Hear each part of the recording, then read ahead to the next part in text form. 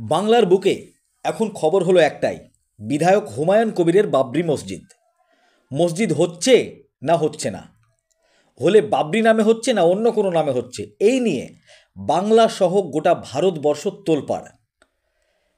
এবং বিভিন্নজন বিভিন্ন রকম মতামত বলছেন, কিন্তু বিধায়ক হুমায়ুন কবির কি বলছেন শোনাবো আপনাদের। বিভিন্ন জনের মতামত দেখে বোঝা যাচ্ছে, মনে হচ্ছে এই মসজিদ সৃষ্টি করাতে কোনো একটা বাধা সৃষ্টি হচ্ছে। তো যাই হোক, হুমায়ুন কবিরের বক্তব্য শোনাবো আপনাদের। তবে তার আগে এর ভিডিওতে দেখিয়েছিলাম হুমায়ুন কবির তিনি বলেছিলেন, মহামান্য সুপ্রিম কোর্ট যখন রায় দেয় বাবরি মসজিদের, সেটা রাম মন্দির করা হয়েছে অযোধ্যায়, এবং অযোধ্যা থেকে 14 কিলোমিটার দূরে বাবরি মসজিদ করার জন্য রায় দেওয়া হয়েছিল। এখানে কেন আপত্তি? যাই হোক, হুমায়ুন কবিরের বিস্তারিত বক্তব্য শোনাবো আপনাদের, সঙ্গে থাকুন। দেখুন, আমি এই বাবরি মসজিদের একটা শিলান্যাস করব বেলডাঙ্গার কোনো একটা জমি সংগ্রহ করে, সেটা 12/12/2024 সালে কলকাতায় আপনাদের বিভিন্ন মেন স্ট্রিমের সাংবাদিক বা ইলেকট্রনিক্স মিডিয়ার লোকজন তাদের সামনে বলেছিলাম। আপনারা জেনে নিতে পারবেন যে 12/12/2024 এই ঘোষণাটা করার পর আজকে ডিসেম্বরের 1 তারিখ, তার মানে 1 বছর হতে চললো, আর কয়েকটা দিন বাকি। 12 তারিখ আসলে 1 বছর হবে। আমি বলেছিলাম সেই দিন যে 6 ডিসেম্বর, যেহেতু 6 ডিসেম্বরের তাৎপর্য একটাই বাবরি মসজিদের ক্ষেত্রে, যে সবাই জানে যে কিছু কর সেবক এককাট্টা হয়ে 6 ডিসেম্বর 1992 সালে বাবরি মসজিদটাকে, ধাঁচাটাকে ভেঙে দিয়েছিল। তার যে স্ট্রাকচার, তার যে ইমারত, সেটাকে ভেঙে দিয়েছিল। তারপরে অনেক আইনি জটিলতার পরে 2019 সালে সুপ্রিম কোর্ট একটা রায় দেয়। সেই রায়ে বলে যে ওটা রামলীলার জায়গা, ওখানে রাম জন্মগ্রহণ করেছে, সেখানে রাম মন্দির হবে। পাশাপাশি সুপ্রিম কোর্ট একটা ইম্পর্টেন্ট সেকেন্ড প্যারাগ্রাফে রায় দেয় যে বাবরি মসজিদের ট্রাস্টকেও উত্তরপ্রদেশের সরকারকে জায়গা দিতে হবে। 5 একর হোক 7 একর হোক একটা বলে দিয়েছিলেন। সে জায়গাও দিয়েছে। জায়গাটা দিয়েছে কোথায়? অযোধ্যা থেকে, যেখানে বাবরি মসজিদ ছিল সেখান থেকে রাম মন্দির হয়েছে, সেখান থেকে 14 কিলোমিটার দূরে দিয়েছে। সেখানে মুসলমান আবাদি কত? মাত্র 15%। তার ভিতরে 10% গরিব মানুষ, নিডি। 5% হয়তো একটু শক্তিশালী আছে। আমি যেখানে 72% মুসলমান, ওভারঅল 37-38% মুসলমান বাংলায়, সেখানে বাবরি মসজিদ করতে গিয়ে পদে পদে বাধা। আর 15% মুসলমান কি করে সেখানে বাবরি মসজিদ স্থাপন করবে, ভিত্তি দেবে বা কাজ করবে? স্বাভাবিকভাবে তারা করতে পারছে না। তাই আমার মাথা থেকে এসছে যে আমি যতটা দিন বেঁচে থাকি, আল্লাহর উপরে তো আমার অগাধ আস্থা। আল্লাহ আমাকে মানুষ হিসাবে পৃথিবীতে পাঠিয়েছে, সেই আল্লাহর ইবাদত করা। কখনো পারি, কখনো পারি না। আল্লাহ নিশ্চয় ক্ষমা করবে, না করে যাহা সিদ্ধান্ত নেবেন সেটাই আমাকে মানতে হবে। পৃথিবীর সব মানুষের ক্ষেত্রে এটাই প্রযোজ্য। কিন্তু আমি বাবরি মসজিদ শিলান্যাস করব, এটা 1 বছর আগে থেকে বলার পর রাজ্য প্রশাসনের কোনো কর্তা ব্যক্তি আমাকে এখান থেকে করা যাবে না বা বলা যাবে না, কেউ বলেনি, আজ পর্যন্ত বলেনি, অদ্য অবধি বলেনি। বাকি আমার কোনো নেতা কি আমাকে বলেছে সেটা তো আপনার কাছে আমি বলবো না। সে নেতার সঙ্গে আমার সম্পর্ক আছে, থাকবে। আগামী দিনে সেই নেতারা কি বলছেন, কি করছেন, সেটা নিশ্চয়ই আমি তাদের কথার গুরুত্ব আমাকে দিতে হবে। কিন্তু বেলডাঙ্গায় একজন মাতব্বর পুলিশ অফিসার আছে, যে ভগবানগোলার এসডিপিও ছিল, তার নাম উত্তম গড়াই। আমি জানি এসডিপিও লেভেলে যখন কোনো ট্রান্সফার হয়, তখন যে জেলা থেকে হয় অন্যত্র জেলাতে ট্রান্সফার হয়।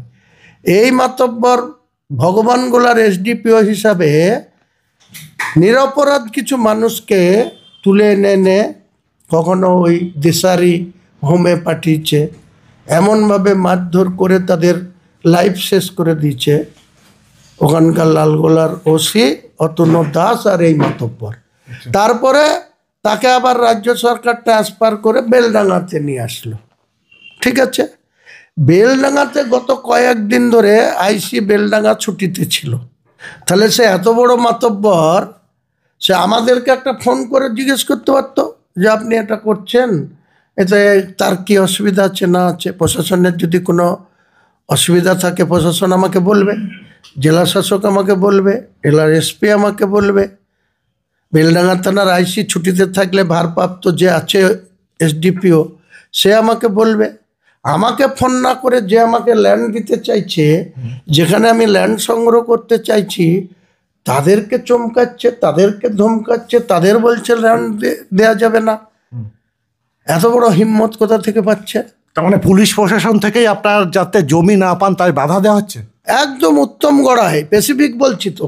যদি সে চ্যালেঞ্জ করে, এসপি যদি বলে কাকে বলেছে, আমি সেই লোকদেরকে হাজির করব, প্রুফ আমার কাছে আছে, কাকে কাকে বলেছে, কিভাবে থ্রেট করেছে। পুলিশের কি এটা কাজ? বাংলার গোটা বাংলার ল্যান্ড কে কাকে দেবে? হিন্দু সমাজের দেবত্ব সম্পত্তি হিন্দু সমাজকে দান করে, মুসলমানদের ওয়াকফ সম্পত্তি মুসলমানরা দান করে গেছে। সেই ওয়াকফ সম্পত্তি কে কিভাবে মতোয়ালির মাধ্যমে ভোগ করছে তারা ঠিক করবে। উত্তম গড়াইয়ের মতন পুলিশ অফিসার ঠিক করে দেবে এটা? আমাদের ভাগ্যলোপে আমি মসজিদ করব না কি করব, সে বলার কে? সে বলার কে?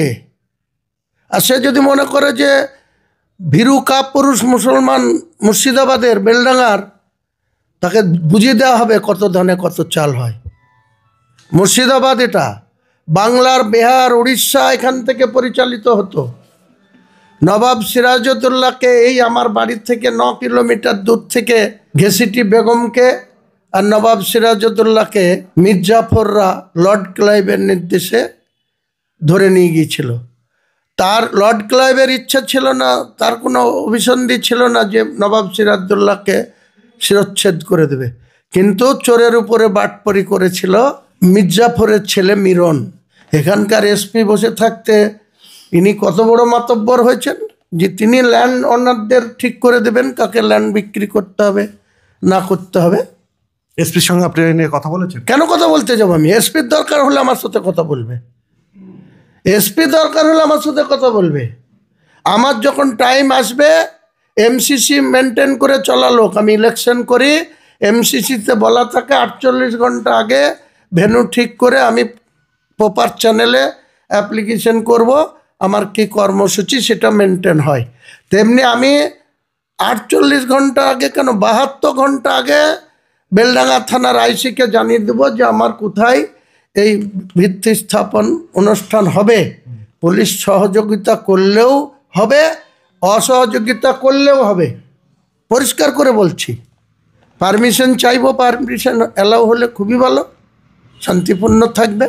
আর যদি পুলিশ মনে করে যে আমি বলপ্রয়োগ করব, পুলিশ আমাদের গ্রেপ্তার করবে, আমাদের জেলে ঢুকাবে, আমরা তার কি করে মোকাবেলা করতে হয় আমরা করব।